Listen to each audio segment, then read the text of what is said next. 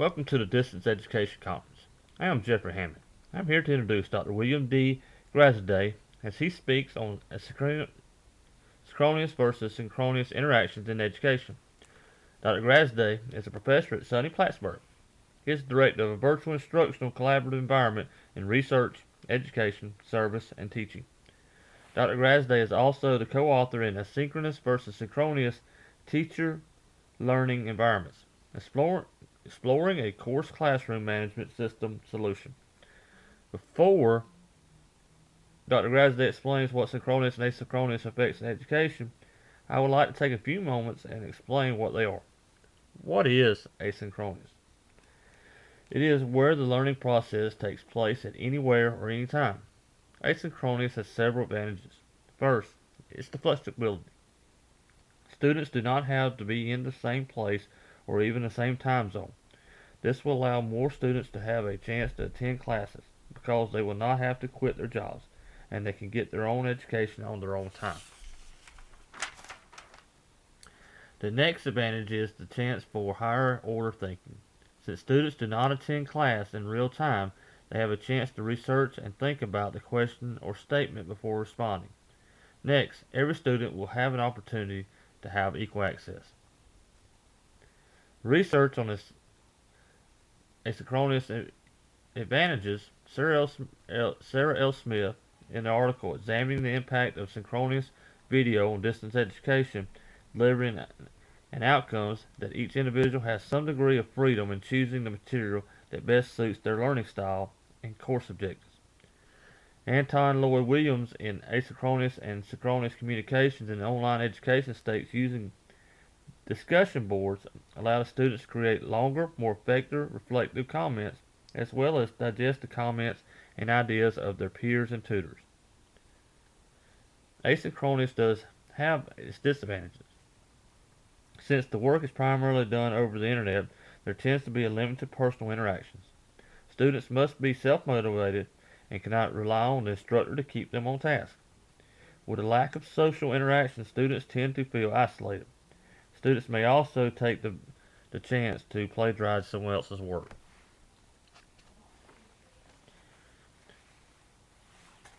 In Kruger and Porter Burke's article, Asynchronous Education, A Blueprint to the Future of Adults Learning, states that a lack of visual cues and the opportunity to see body language and facial expressions is the most obvious issue.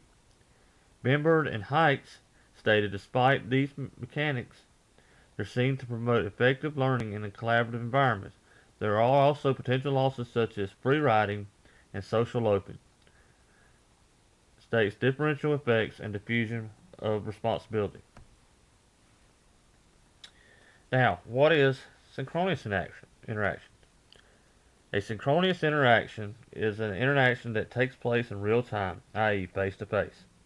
Students in synchronous interactions may be motivated by someone like the professor.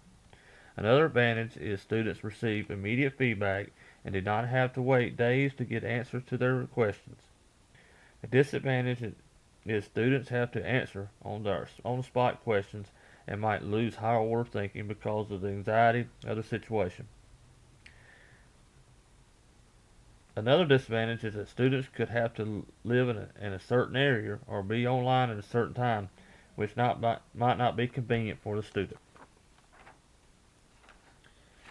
In Risky's article, A Synchronous and Synchronous E-Learning states learning and teachers experience synchronous e-learning as more social and avoid frustration by asking and answering questions in real time. Our speaker wrote in his article,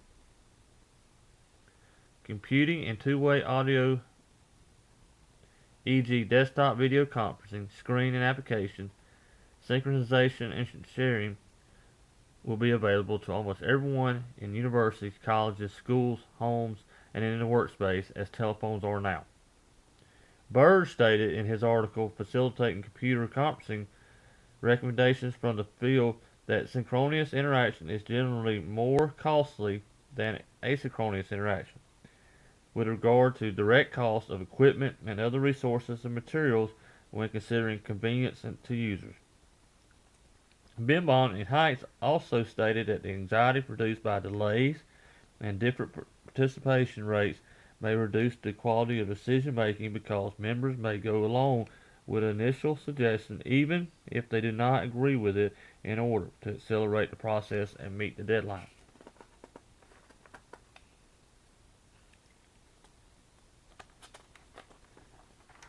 How does that all fit into education? Well, I'll let Dr. Graziadei explain. It is now my pleasure to bring him to the stage. Ladies and gentlemen, Dr. William Graziadei.